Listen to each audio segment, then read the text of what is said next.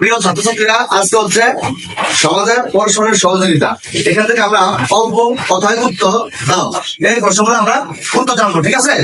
এখন এইখানে প্রশ্ন আছে 1 নম্বরে, জনসংখ্যায় নারী ও পুরুষের সংখ্যা কিভাবে তুলনা করা যায়? জনসংখ্যায় নারী ও পুরুষের সংখ্যা কিভাবে তুলনা করা যায়? এটার উত্তর কি হবে?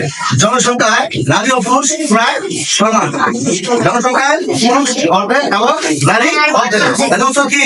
জনসংখ্যায় নারী ও পুরুষ প্রায় সমান। বলো, জনসংখ্যায় নারী ও পুরুষ প্রায় সমান। জনসংখ্যায় নারী ও পুরুষ প্রায় সমান। পুরুষ অর্ধেক এবং নারী অর্ধেক। জনসংখ্যায় নারী ও পুরুষ প্রায় সমান। জনসংখ্যা নারী অর্ধেক, পুরুষ অর্ধেক। নারীরা বুঝতে পারছি, ঠিক আছে? এবার বৈষম্য বলতে কি বোঝায়? বৈষম্য বলতে বোঝায় মানুষকে সমানভাবে না দেখা। মানুষকে সমানভাবে এটা সোজানো উত্তর। তো বৈষম্য বলতে কি বোঝায়? মানুষকে সমানভাবে না দেখা। বৈষম্য বলতে বোঝায় মানুষকে সমানভাবে না দেখা।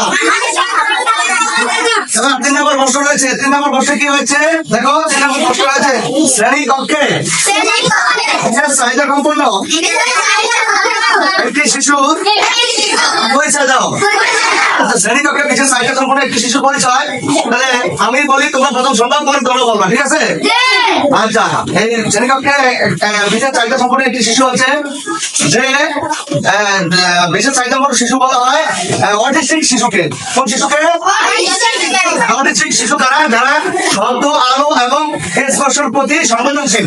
শব্দ, আলো এবং স্পর্শের প্রতি সংবেদনশীল।